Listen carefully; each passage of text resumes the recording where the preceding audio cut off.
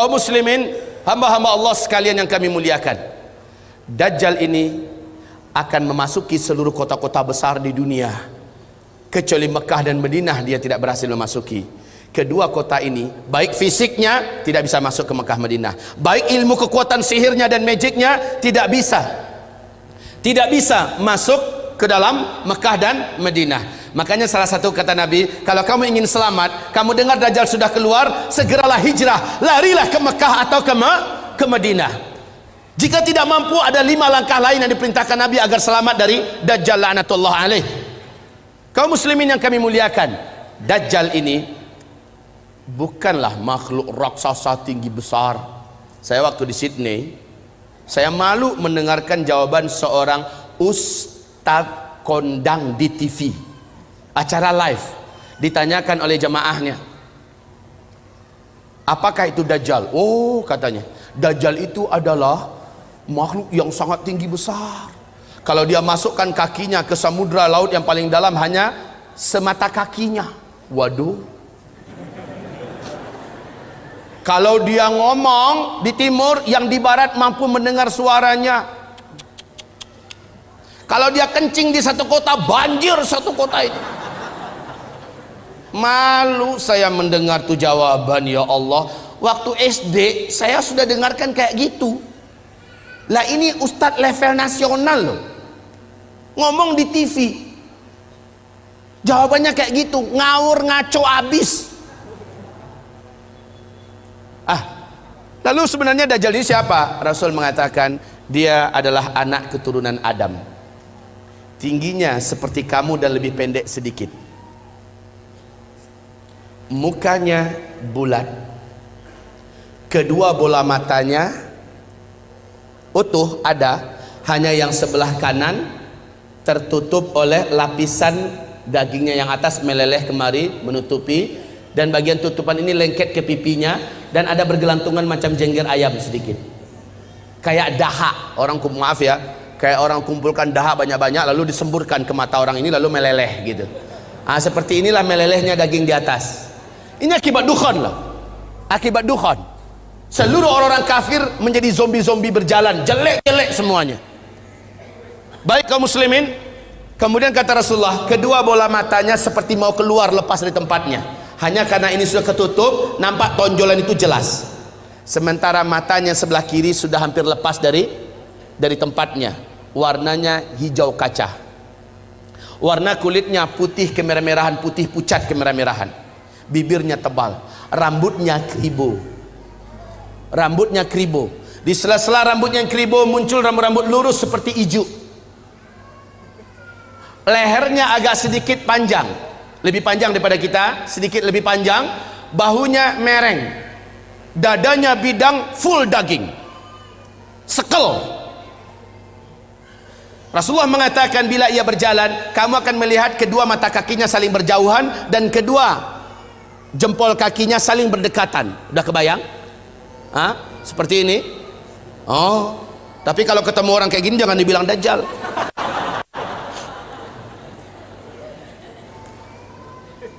Orang biasa tapi jelek minta ampun, jelek abis. Kaum muslimin, kata Rasulullah berikutnya sallallahu alaihi wasallam, bagi orang yang beriman, yang menurut Allah imannya masih sahih, menurut Allah imannya masih benar, dia diizinkan oleh Allah mampu membaca huruf ka, fa, ra di antara kedua alis matanya. Ada tertulis ka, fa, ra, yaitu kafir. Walaupun aslinya dia nggak pandai membaca Arab, membaca Al-Quran, tapi imannya menurut Allah sahih, dia akan mampu melihat itu. Kalau sempat ke beberapa papasan, dia mampu melihat kafara. Ibarat Allah yang kami muliakan, Rasulullah sallallahu alaihi wasallam bersabda, semua kemampuan yang jahat di bumi ini ada pada dia. Seluruh jin dan syaitan berkhidmat dan melayaninya, menjadi pengikutnya. Coba bayangkan, dukun mana di bumi ini yang sanggup menaklukkan seluruh jin dan setan? Sementara Dajjal dengan sukarela dan senang hati seluruh jin dan setan berkhidmat kepadanya dalam rangka, ya awas ya, di fase keempat ini adalah fase di mana setan jin dan setan manusia bersatu memperbanyak calon penghuni neraka. Di fase keempat ini, makanya ketika Dajjal muncul, ma baina khalqi Adam ila qiyamis sa'a fitnatun akbar minad Dajjal. Sejak bumi ini Allah ciptakan, sejak Adam Allah ciptakan sampai hari kiamat, tidak ada fitnah yang lebih dahsyat, tidak ada fitnah yang lebih hebat, tidak ada fitnah yang lebih berat melebihi fitnahnya Dajjal. Maka berlindunglah kamu kepada Allah dari fitnah Masih Dajjal. Wallahi, kata Nabi, kalau saya hidup, saya yang akan membela kamu paling di depan. Tapi jika saya sudah tidak ada, setiap kamu harus bela dan jaga dirinya masing-masing. Dajjal memiliki kekuatan sihir yang tidak terbatas. Dajjal memiliki kemampuan dan hipnotis magic yang sangat-sangat berat, sehingga tidak ada yang mampu melawan Dajjal. Tidak ada. Ibarat Allah yang kami muliakan, Nabi perintahkan ketika kamu dengar Dajjal masuk ke kota-kota kamu, langsung sihirnya menyebar, yang menjadikan seluruh manusia yang juga sudah putus asa dengan beratnya beban hidup, dengan sukarela datang untuk menyongsong di mana titik Dajjal berada. Mereka berharap Dajjal bisa membagi-bagikan rezeki. Saat itu kata Rasulullah, wahai kaum lelaki, bawalah istri-istri kalian masuk ke rumah, ikat dia di dalam rumah, tambatkan dia di tiang-tiang rumah kamu. Carilah ibu-ibu kamu, bawa dia ke rumah, ikat kakinya, ikat tangannya, tambatkan dia di tiang-tiang di dalam rumah.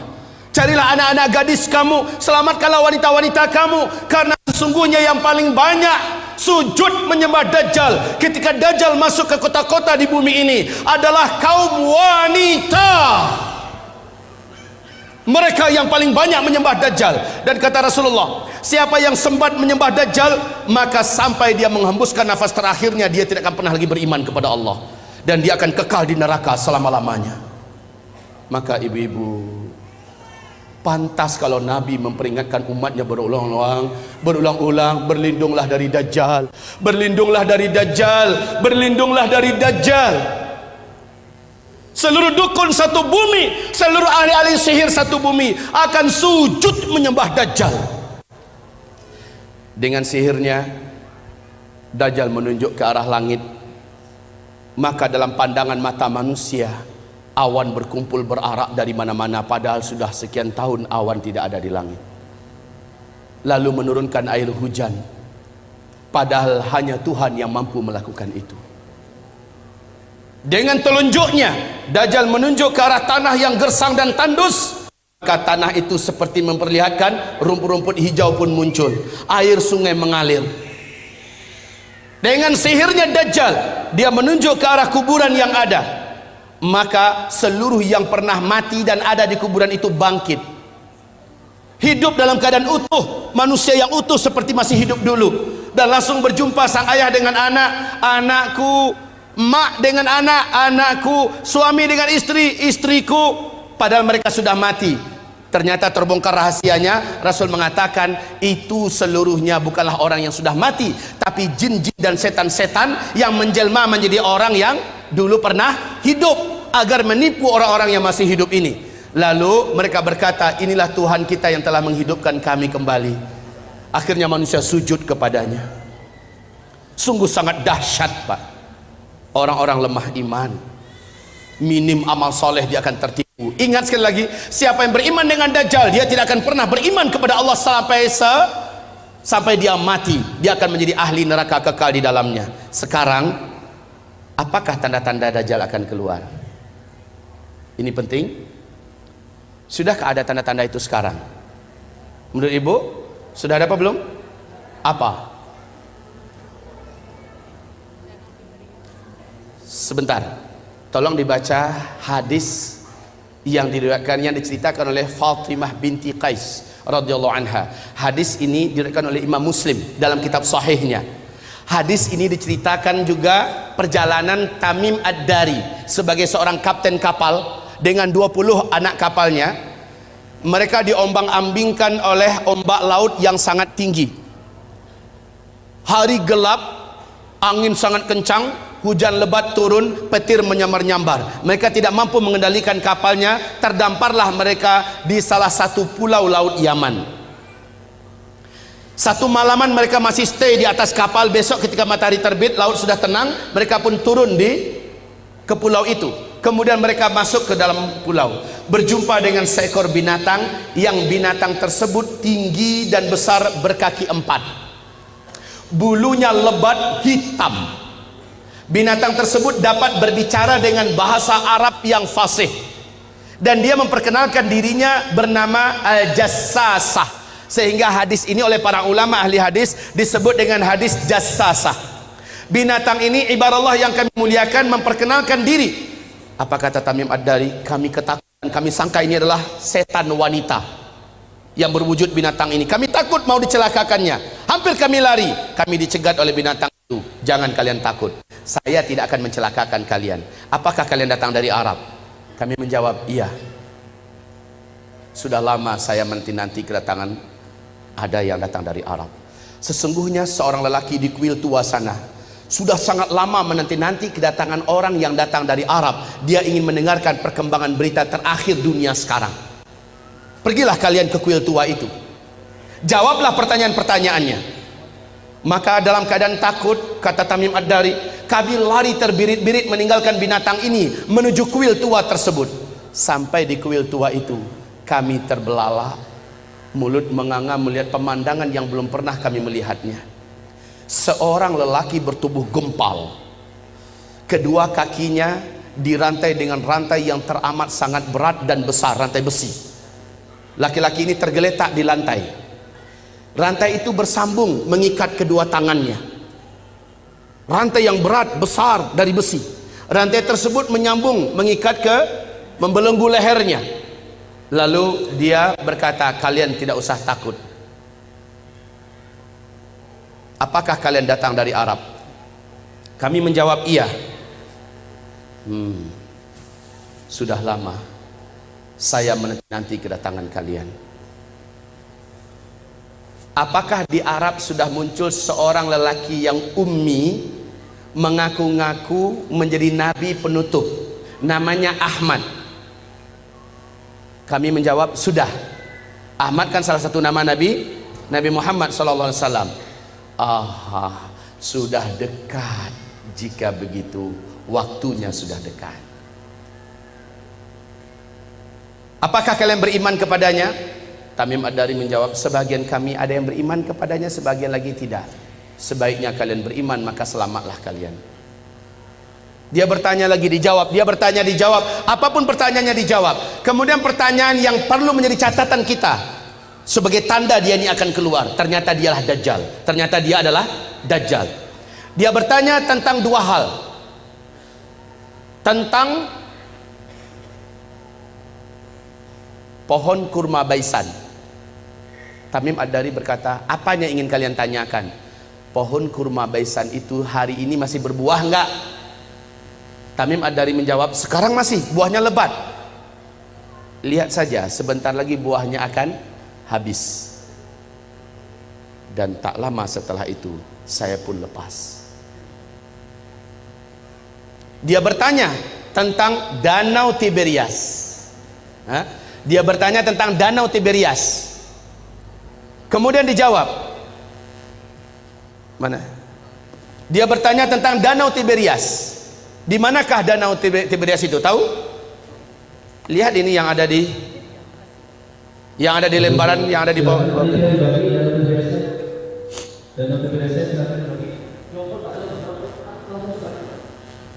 Ini sambil satu Joko Utara Pak, cepat. Brosur dalam Tiberias dan kota ini bisa kita datang ulang supaya ada lebih orang lebih banyak tahu tentang Tiberias. Yang awal ulangan dalam Tiberias, yang bagian panitia brosur dalam Tiberias silakan dibagi cepat.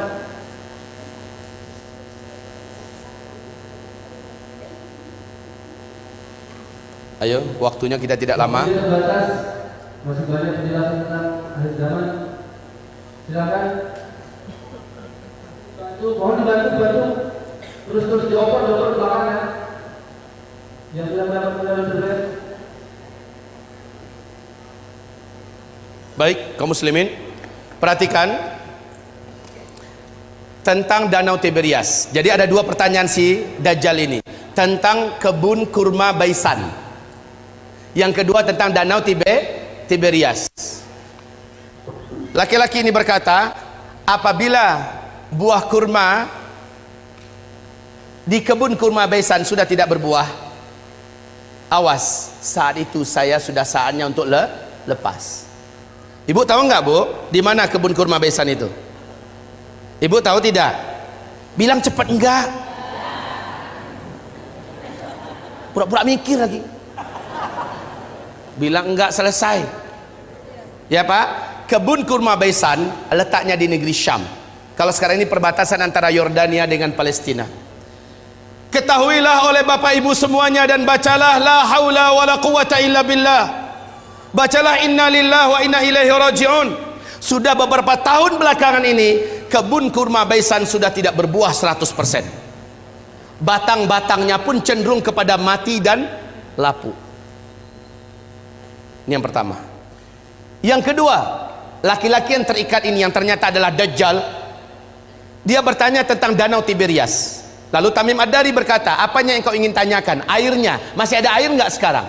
Maka dijawab oleh Tamim, airnya banyak. Dan memang Danau Tiberias ini sejak terbentang bumi tidak pernah airnya susut. Airnya full maksimal.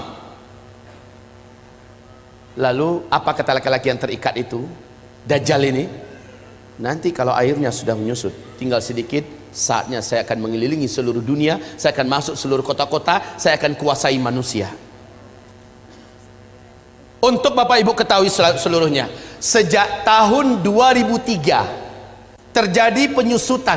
Lalu 2004 pemerintah Israel secara resmi membuat garis merah. Ternyata, perhatikan ini, perhatikan. Ini apa? Bagus, jawabannya jujur. Ini garis. Kalau dia bilang ini danau, terlalu. Ini adalah garis dari permukaan Danau Tiberias, ya. Ini dasarnya. Kaum muslimin, sejak 2003 sampai 2013, sejak 2003 sampai 2013, danau ini telah mengalami penyusutan yang sangat signifikan. Padahal kedalaman danau ini hanya 45 meter saja. 45 meter saja. Ya. Dalam hanya hitungan 10 tahun sudah 16 meter menyusut airnya dari permukaan. 16 meter dari kedalaman 45 meter, maknanya sudah lebih 30%. Coba buka YouTube. Buka YouTube, ada di situ acara televisi resmi pemerintahan Israel menyebutkan kepanikan dan ketakutan mereka yang tidak bisa disembunyikan. Sebab apa? Ini danau, airnya sumber air satu-satunya bangsa Yahudi di Israel. Mereka nggak punya sungai, mereka nggak punya mata air yang lain, cuma ini. Di sini untuk air minum, air cocok tanam, air mandi, segala-galanya dari sini sumbernya. Dan sekarang air itu menyusut. Kaum muslimin yang kami muliakan, 16 meter sudah seperti ini posisinya.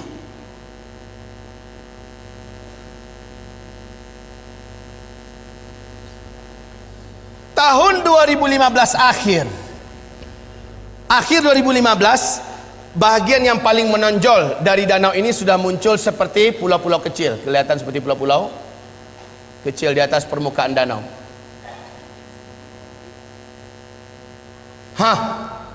Kondisinya sekarang semakin menyusut. Awas, inilah yang menjadikan Syekh Abdullah bin Abdul Aziz bin Baz, mufti dan ulama besar Arab Saudi, sampai menangis ketika diberitakan kabar tentang perkembangan Danau Tiberias. Lalu apa kata beliau? Hadza zamanu khurujid dajjal. Inilah dia zaman kita, zaman saya, zaman tuan-tuan dan puan-puan semua, zaman bapak ibu dan zaman anak-anak kita masih hidup. Makhluk terlaknat ini akan keluar, Dajjal. La haula wala quwata illa billahil aliyil azim. penyusutan air ini sangat signifikan. Kecemasan dan ketakutan tidak dapat disembunyikan. Lihat gambarnya. Lihat ini. Dulu airnya masih tinggi. Gambar ini diambil dan kita cetak tahun 2013 ya. Tahun 2013 yang ini. Kondisi sekarang udah beda lagi. Baik kaum muslimin, yang belum kebagian tolong dibagi. Kalau enggak nanti minta ambil di luar. Ini kami benarkan untuk dicetak banyak. Silakan cetak banyak-banyak agar umat tahu. Ini dilihat dan hadisnya sangat jelas, fakta yang tidak dapat disembunyikan, enggak bisa ditutup-tutupi tentang saat dekatnya keluarnya Dajjal. Bapak Ibu, nanti itu ada kotak yang berjalan dari Yamimah, jadikan sajalah sebagai infak Bapak buat memperbanyak ini kembali dan juga membantu operasional dakwahnya Yamimah. Baik kaum muslimin yang kami muliakan, kita lanjutkan. Lihat kondisi-kondisi yang ada di situ. Ini tahun 2013, 2015 sudah semakin menyusut. Sudah semakin susut airnya.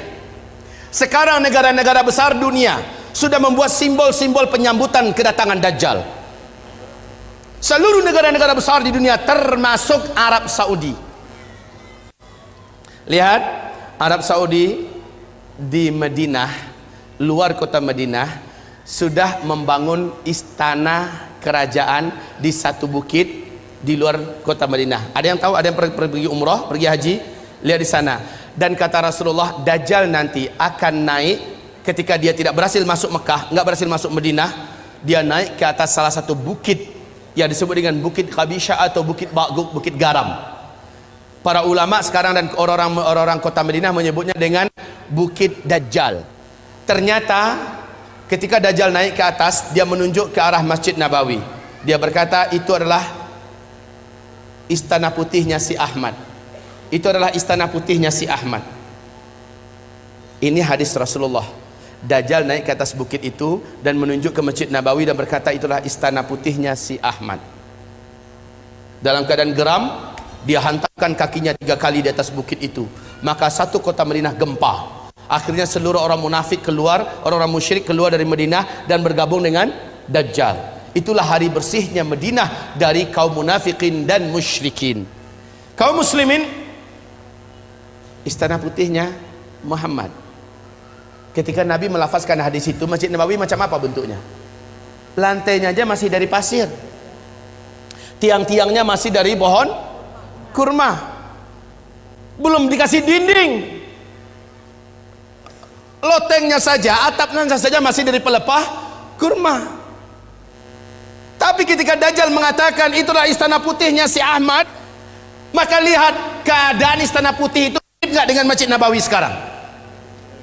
Seolah-olah gambaran yang diceritakan oleh Rasulullah tentang ucapan Dajjal terjadinya di masa kita. Ya Allah ya Rabb. Baik kaum muslimin, selanjutnya Rasul bersabda, lihat nanti di kitab kita, tentang hanya seorang bocah remaja lelaki yang Dajjal tak kuasai. Dajjal tak mampu menaklukkannya. Kalau dia ketemu sama orang, ini orang pasti takluk. Sihirnya pasti merubah orang ini. Kemampuan magicnya akan menjadikan orang ini tersilap. Lalu hipnotisnya bisa merubah orang ini. Cuma remaja lelaki ini nggak bisa. Rasul berkata, saat dia lihat remaja itu tetap berdiri tegar di atas kedua kakinya dan dadanya membusung, dia tidak mau sujud kepada Dajjal. Dajjal mendatanginya. Kenapa kamu tidak sujud kepada saya? Seluruh manusia menuhankan saya dan mereka mengakui saya adalah Tuhan. Sujud kamu. Tidak, kata remaja itu. Engkau adalah makhluk Allah. Kening ini hanya sujud untuk Allah sang Khaliq. Kami tidak akan pernah mau sujud kepada engkau. Maka Dajjal marah, kata Rasulullah. Dia jambak rambut remaja ini, kemudian tangan kanannya memegang gergaji, dibelah duanya kepala ini. Dalam keadaan hidup-hidup dibelah duanya. Seremaja sakarat, terbelahlah kepalanya, meninggal dunia dalam keadaan bertauhid. Terbelah sampai ke lehernya dan ke dadanya, dia pun terjatuh, darah bersimbah di lantai. Dia menjadi mayat. Dajjal mengelilingi 1 kali putaran sambil membaca mantra-mantra khusus.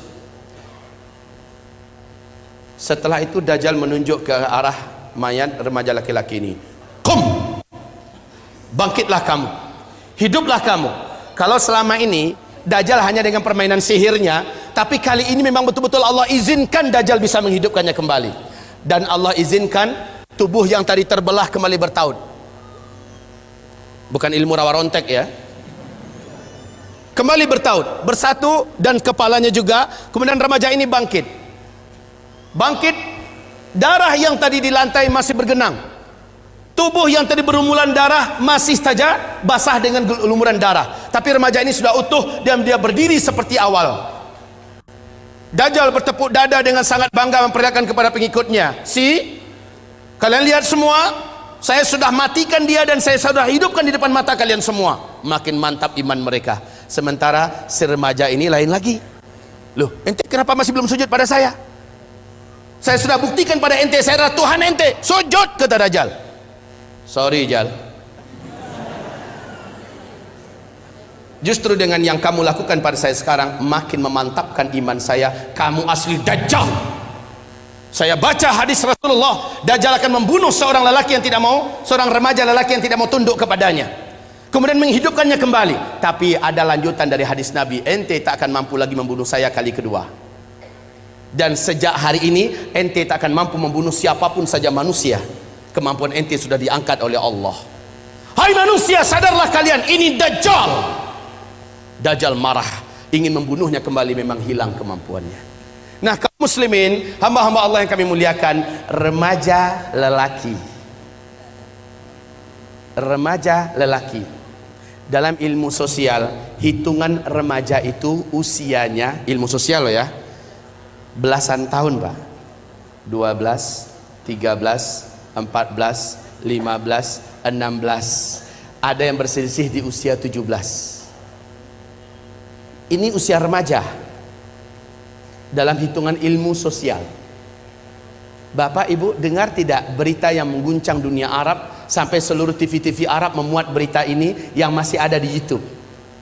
Wawancara eksklusif yang disebarkan di televisi-televisi Arab, yang saya tonton langsung adalah di Qatar TV, bahwa masuk tahun ke-13 sekarang telah lahir seorang bocah atau bayi laki-laki di Palestina. Bayi ini dapat berbicara dengan bahasa Arab Fusha 1 kali sebaik dia baru saja keluar, baru saja lahir dia berbicara. Habis itu dia normal seperti bayi-bayi pada umumnya. Apa kata bayi laki-laki ini? Berbicara dengan bahasa Arab yang fasih.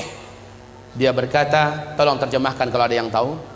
Ana rajulun sayaqtuluni Dajjal wala yaqtulu ba'di ahadan abada au kama qala. Ada yang bisa menerjemahkan? Hah? Bilang saja enggak ya. Oke, sama-sama kita terjemahkan. Ana apa? Itu bisa.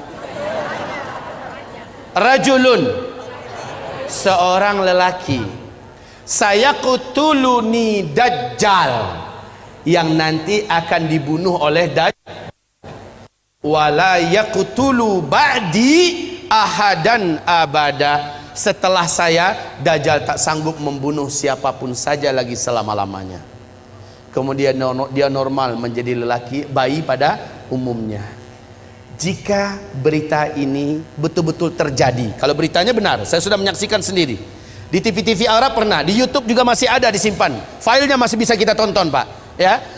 Cuma jika berita ini benar, semakin menguatkan bahwa Dajjal memang sudah saatnya keluar.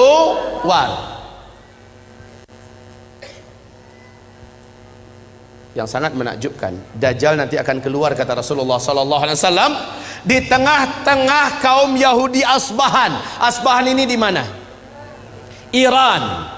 Asbahan ini adalah Iran. Dajjal akan keluar di tengah-tengah Yahudi Asbahan, dan bersamanya ada 70.000 tentara elitnya Dajjal dari Yahudi Asbahan. Berita untuk Bapak Ibu semua sekarang terbaru bahwa di Asbahan sudah terkumpul 70 lelaki yang tegap-tegap, muda-muda, dengan pakaian khas Yahudi, dan mereka sudah membuat senjata-senjata manual dari besi-besi terbaik di dunia, berjumlah 70.000 orang. Kondisi ini makin menguatkan keyakinan kita memang Dajjal sudah sangat dekat. Oke, kalau berita tentang bayi yang di Palestina bisa jadi itu di karang-karang, anggaplah, walaupun ini Yang diwawancarai adalah tokoh-tokoh masyarakat Palestina, para masyayikh, syekh-syekh, orang-orang tua di sana. Ditanya mereka seluruhnya, mereka membenarkan kejadian itu, dan bayi ini disembunyikan, disimpan, dan sekarang usianya berarti sudah belasan tahun. Jika ini hak, jika ini benar, maka semakin menguatkan. Jika ini bohong, palsu, bisa jadi, ya, bisa jadi ini dikarang-karang. Tapi siapa yang dapat menyembunyikan fakta Danau Tiberias?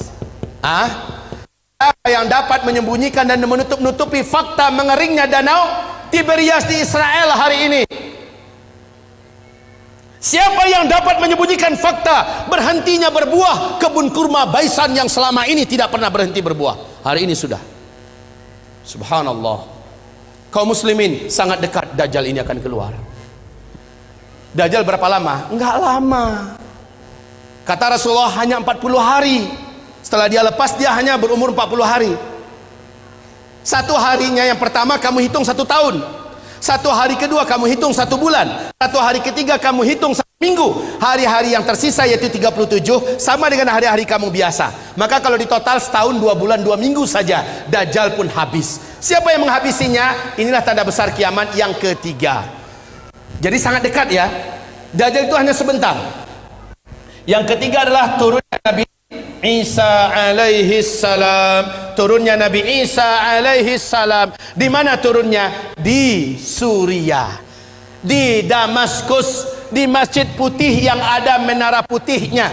Dan menurut Syekh Al-Hafiz Ibnu Katsir, dianya adalah di Masjid Jami' Amawi, masjid peninggalan dinasti Bani Amawiyah yang ada menara putihnya, dan itu di Damaskus. Masjid itu sampai hari ini masih utuh, menaranya masih oke. Allahu Akbar. Jadi Nabi Isa turun nanti di Masjid Jami' Amawi, bukan Isa Habibullah yang di Jombang. Ngaku-ngaku Nabi Isa. Kalau ngaku Nabi Isa, tolong suruh cari Dajjal, karena kerjaan Isa yang pertama membunuh Dajjal. Nah ini kaum muslimin, ketika Isa turun, khalas. Perlu diingat, Al-Mahdi terkepung. Al-Mahdi itu, ini Al-Mahdi kan menjadi raja, menjadi khalifah di sini. Dia keluar setelah Dukhan. Ini Al-Mahdi. Dari sini Al-Mahdi menyatukan dan memimpin seluruh umat Islam sedunia menghadapi hari-hari berat sampai dia ditolong dan dikuatkan oleh Isa alaihissalam. Lalu setelah melewati fase tanda besar kiamat yang keempat, masuklah masa-masa aman. Al-Mahdi menjadi khalifah di sini. Jadi kaum muslimin yang kami muliakan, Al-Mahdi sedang dikepung oleh Dajjal. Dajjal sudah selesai menaklukkan seluruh dunia. Dajjal sudah selesai memurtadkan banyak manusia. Dajjal ibadallah yang mengepung Al-Mahdi. Al-Mahdi sudah berhari-hari dengan orang-orang beriman terkepung. Dajjal dengan bala tentaranya di luar dah siap untuk mencincang Al-Mahdi dan orang-orang beriman yang ada bersama Al-Mahdi. Isa turun di waktu subuh. Saat itu kumandang azan dan udah qomat. Al-Mahdi maju ke depan. Tiba-tiba seluruh mata tertatap ke arah langit. Satu titik cahaya yang indah turun. 2 malaikat dengan bersayap sedang turun di tengah-tengahnya Nabi Isa, dan Nabi Isa meletakkan kedua telapak tangannya di atas bahu masing-masing. Turun dengan indahnya. Rambut Isa sebahu panjangnya, seperti orang baru mandi basah.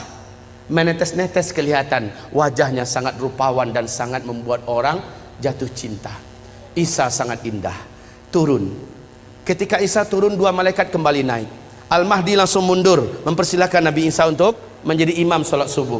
Isa menolak, tidak, iqamat tadi untuk engkau, sekarang adalah masanya engkau memimpin, saya hanya pendamping engkau. Majulah, imamlah. Al-Mahdi pun menjadi imam. Selepas sholat subuh, mereka berzikir. Saat matahari terbit, gerbang masjid dihancurkan oleh Dajjal. Dajjal dengan penuh sombong dan angkuh dengan bala tentaranya yang elit sudah siap untuk menghabisi orang beriman yang ada di dalam. Tapi sayang, yang paling ditakutkan oleh Dajjal sudah turun. Nabi Isa berdiri, langsung berhadap-hadapan 2 tokoh legendaris akhir zaman ini. Isa melihat Dajjal, Dajjal melihat kepada Isa, melulung Dajjal di tempat. Melulung kesakitan seperti orang sakaratul maut. Sebab apa? Ada kekuatan yang diberikan oleh Allah kepada Isa yang menyebabkan Dajjal tidak mampu bertahan. Dajjal meleleh, kata Rasulullah, seperti melelehnya garam yang dimasukkan ke dalam air yang panas. Wallahi, kata Rasulullah, kalau Dajjal bertahan di tempat berdirinya, pasti dia sudah akan menjadi cairan di lantai. Tapi Dajjal langsung lari dengan kekuatan yang dimilikinya, langsung menghilang. Tapi qadarullah, Isa Allah berikan kemampuan di atas Dajjal. Di mana saja Dajjal lari, kemana saja, Isa udah nunggu di situ. Hah? Mau kemana boy? Lari kemana saja udah ditunggu oleh Nabi Isa. Terakhir di pintu Lud, Dajjal dibunuh oleh Isa. Pintu Lud ini di Palestina, ya, di Palestina. Saat Dajjal muncul di pintu Lud di Palestina, saat itulah Isa menghunjamkan tombak yang ada di tangannya. Jeritan kematian Dajjal terdengar di santero bumi.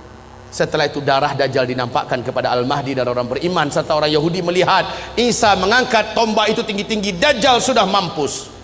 Orang beriman bertakbir, Allahu Akbar, Allahu Akbar. Orang Yahudi yang ada lepaskan senjata-senjata mereka. Seluruhnya udah senjata manual ya. Ingat saat kejadian Dukhon sampai ke sini sudah manusia udah nggak ada teknologi. Orang udah kembali kepada zaman manual. Baik kaum muslimin yang kami muliakan, akhirnya Yahudi lari kemana-mana, sembunyi menyelamatkan nyawa di mana-mana. Alam ketika itu sudah Allah izinkan berbicara. Lobang tempat Yahudi bersembunyi berbicara, hai muslim, sini ada Yahudi sembunyi di dalam lobang saya nih, sini tangkap dia, uktulhu, bunuh dia. Kalau kata orang Curug Bengkulu, kono. Kalau kata orang Minang, dabiahnya, habisin. Sembunyi di balik tembok, tembok bicara, beritahu di mana orang Yahudi. Sembunyi di balik pohon, pohon bicara, ya muslim ta'al hadza yahudiyun warai ta'ala faqtulhu, bunuh dia. Illal gharqad, kecuali pohon gharqad, fa innaha syajarul yahud, sesungguhnya gharqad adalah pohonnya Yahudi. Hanya pohon gharqad yang diam. Ternyata lebih 12 tahun yang lalu, hampir masuk tahun ke-13 sekarang, Rabi-rabi Yahudi telah mewajibkan Perdana Menteri yang menjabat Perdana Menteri di Israel wajib menanam pohon gharqad. 2 juta batang pohon star dimulai ditanam di Israel. Hari ini pohon-pohon gharqad sudah setinggi 16 meter, 14 meter. Masya Allah, udah siap untuk melindungi orang ya Yahudi. Lah masalahnya hadisnya kan udah bocor duluan. Orang beriman kan dah tahu kemana Yahudi sembunyi terakhir, ya kan? Mereka tinggal bawa senjata ke kebun pohon gharqad. Lihat, ada kutu satu sembunyi. Ceklek mati.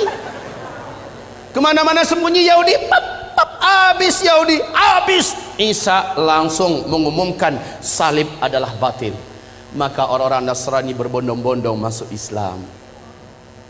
Terjadilah tanda besar kiamat yang keempat. Langsung lepasnya bangsa paling kejam, paling buas, paling brutal, paling jahat tak terkalahkan, dan jumlah mereka menyelimuti seluruh permukaan bumi, Ya'juj dan Ma'juj. Jumlah mereka kata Rasulullah dalam 1000 manusia. Apa? Aduh, mau lepas jantung saya. 10 menit lagi. Sambung part yang kedua atau waktu kapan? Ini waktunya 30 menit lagi. Ini memang benar Bapak Ibu, ini baru setengah sesi baru setengah, ya. Nggak terasa udah hampir 2 jam kan? Tapi kalau ada punya helikopter boleh antar satu tempat. Baik Bapak Ibu yang kami muliakan, kita lanjutkan. Kita nikmati yang 10 menit ini. Gimana Pak? Tinggal waktunya 10 menit, mungkin sambil tanya jawab. Langsung tanya jawab atau proses? Nggak usah. Ya. Bu, jangan marah ke saya Bu. Di Bandung ini pesawat satu-satunya hanya jam 12 lewat 55 ke Padang. Ya. Masih lama. Iya. Pas jam 12 saja lah saya pulang ya. Ya. Habis itu kata Ustaz Rijal, pakai helikopter antarin saya pulang. Baik. Kita teruskan. Baik hamba-hamba Allah, ini menandakan akan ada pertemuan kedua. Ini menandakan akan ada pertemuan kedua, insyaallah. Mari kita lanjutkan. Sebentar, kita nikmati yang 10 menit nih. Ayo fokus, kembali fokus. Baik. Kaum muslimin yang kami muliakan, Ya'juj dan Ma'juj ini jumlahnya kata Rasulullah, seluruh daratan gurun Sahara dan tanah yang seluas-luasnya di Jazirah Arab, di negeri Syam, Khurasan, ya, seluruhnya akan tertutupi oleh banyaknya jumlah Ya'juj dan Ma'juj. Ya'juj Ma'juj ini adalah anak cucu Adam juga, manusia, tetapi yang ditaklukkan oleh Iskandar atau disebut dengan Dzulqarnain, Iskandar yang agung. Kaum muslimin, setiap 1000 manusia jumlah mereka 999 orang. Satunya adalah kamu. Saking banyaknya sehingga Allah mengatakan, hai Isa, hari ini tidak ada yang mampu mengalahkan Ya'juj dan Ma'juj. Bawalah hamba-hambaku bersamamu, bawalah mereka lari ke atas gunung Tursina. Saat orang-orang beriman bersama Nabi Isa Al-Mahdi sampai di atas gunung Tursina, apa yang terjadi berikutnya? La haula wala quwata illa billah. Allah gaibkan mereka dari jangkauan Ya'juj dan Ma'juj, sebagaimana selama ini Ya'juj dan Ma'juj digaibkan oleh Allah sehingga tidak mampu menembus kehidupan sebelum waktunya. Kaum muslimin yang kami muliakan, singkatnya Allah yang hancurkan Ya'juj dan Ma'juj. Sehabis itu baru manusia masuk masa-masa aman. Cuma masa ini tidak lama kata Rasulullah. Masa ini hanya berlangsung dari 7 tahun. Ini adalah masa Al-Mahdi memimpin. 8 atau tahun ke-9-nya Al-Qahtani. Berarti maksimal hanya 9 tahun saja masa-masa aman ini. Khilafah tegak itu nggak lama, nggak pakai ribuan tahun lagi, nggak pakai ratusan tahun, tapi hanya paling lama 9 tahun. Di sini jumlah laki-laki 1 berbanding 50 wanita. Kemana perginya kaum laki-laki? Di sini banyak Allah cabut nyawa lelaki di muka bumi ini. Saat fase kelima yang nggak lama lagi ini, insya Allah jumlah laki 1 berbanding 50. Jangan macam-macam pikirannya, Pak. Poligami.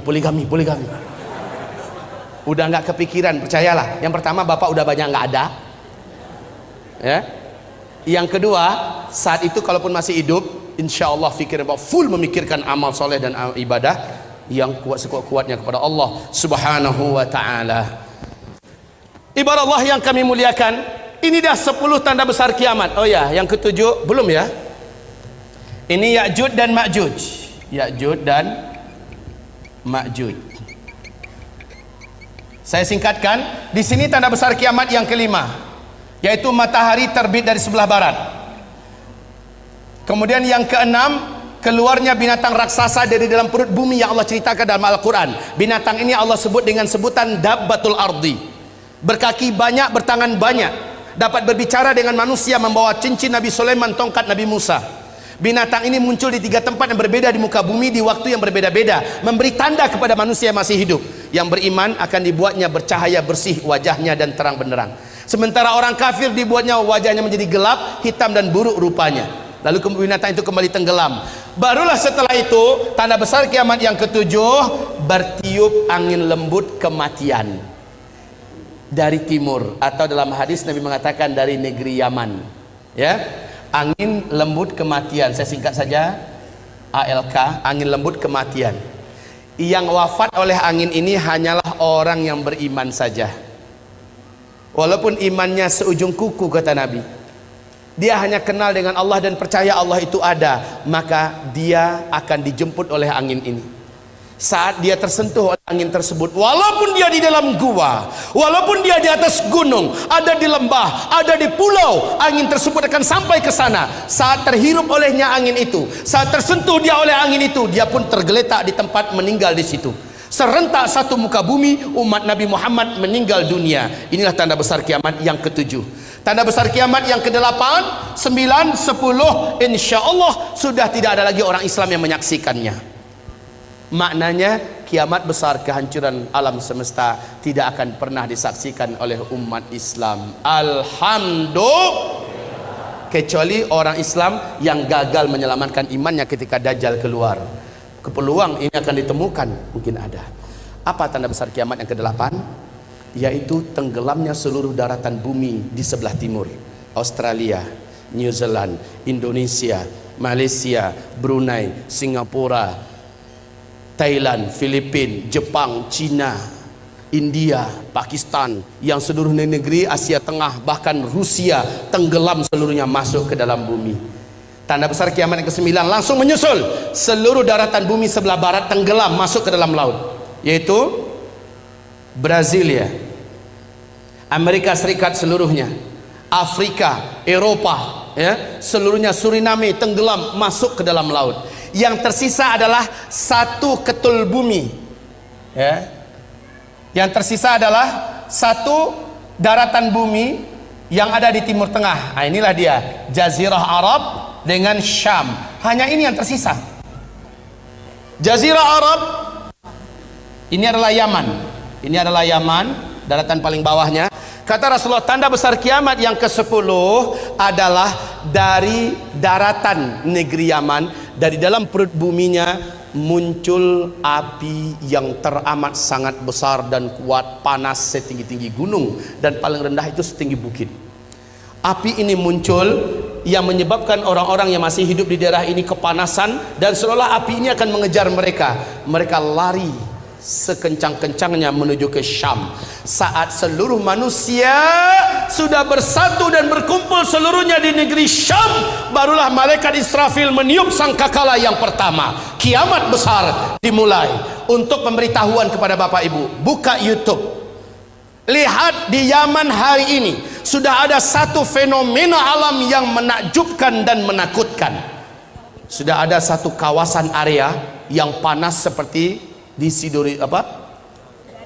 seperti lumpur Sidoarjo. Panas, tapi bukan lumpur yang keluar. Saat didekati oleh para pakar dan ahli bumi, ditemukan banyak lubang-lubang dan rekahan tanah. Dilihat dari dekat, ternyata di dalam lubang itu ditemukan gelombang tekanan api yang lahap-melahap antar sesuatu dengan yang lain. Sudah mulai Allah lakukan start pemanasan. Isyarat bagi manusia udah dekat loh. Tanda ke-10 kiamat, tanda besar kiamat yang ke-10, sudah Allah nampakkan isyaratnya sekarang. Memang belum keluar apinya, tetapi sudah ditemukan sumber energi api itu, yang sampai hari ini belum dapat diputuskan berapa kekuatan daripada energi api yang ada dalam perut bumi di negeri Yaman, yang hari ini sudah mulai ditemukan. Kaum muslimin, sudah sangat dekat. Apabila ini saya sampaikan, karena waktunya sudah habis, apabila ini saya sampaikan, masih ada setengah lagi ya, masih ada setengah lagi. Dan ini yang terpenting, ini sengaja saya kosongkan, padahal disinilah uraian yang paling strategis. Inilah yang paling inti. Saya berharap jika umur kita tidak panjang, ini ada kaset di luar, bisa dilihat. Kemudian jika tidak ada, di YouTube, tulis saja nama saya Zulkifli Muhammad Ali. Tapi ya, sengatan dan energi yang mengalir ketika mendengar langsung macam ini beda dengan nonton YouTube. Setidaknya saya bersyukur pada Allah, sudah banyak yang Allah turunkan hidayah ke hatinya selepas mendengarkan ini. Sudah banyak yang mengalami perubahan, baik remaja, lelaki, wanita, tua, muda, banyak yang telah diberi oleh Allah hidayah. Kaum muslimin, saya menyampaikan ini bukan untuk membuat semangat hidup Bapak Ibu jadi kendor, pulang-pulang udah kayak gini bahunya. Bukan, saya ingin setelah mendengarkan ini bersikaplah seperti para sahabat. Sahabat setelah mendengarkan uraian akhir zaman dari Rasulullah, mereka bersikap sangat menakjubkan. Kalau begitu, waktu sudah tidak lama lagi tersedia. Umur saya yang ada juga sudah tidak lama lagi ada. Maka dengan waktu yang masih hidup ini, keadaan yang masih aman ini, saya akan pastikan saya harus banyak amalnya. Harus berat timbangan amal soleh saya di akhirat. Apalagi Bapak Ibu yang akan menghadapi huru hara yang teramat sangat berat. Orang yang beriman yang amal solehnya banyak loh yang akan selamat ketika Dajjal keluar. Hanya orang beriman yang amal solehnya yang kuat yang akan diselamatkan oleh Allah. Ketika dukhon terjadi, hanya orang beriman yang beramal soleh lah yang diselamatkan oleh Allah Subhanahu Wa Taala. Banyak petaka-petaka menjelang ini yang belum saya uraikan sekarang. Hanya orang beriman yang beramal soleh. Wahai tuan-tuan yang mulia, wahai Bapak Ibu sekalian yang saya cintai, mendengarkan uraian ini bertekadlah saya harus berubah. Saya harus menjadi lelaki yang lebih soleh, suami yang lebih bertanggung jawab, orang bekerja yang lebih jujur dan lebih amanah. Jangan sampai mendengarkan pengajian ini langsung buat resign, surat pengunduran diri, mengingat, menimbang dan memutuskan. Jangan, justru dirubah. Semua yang dijalani dalam hidup ini teruskan, tapi mindsetnya dirubah. Hayya 'alas shalah. Dimanapun berada, jika Allah memanggil, kecilkan semua yang lain. menujulah ke masjid berjamaah salat 5 waktu.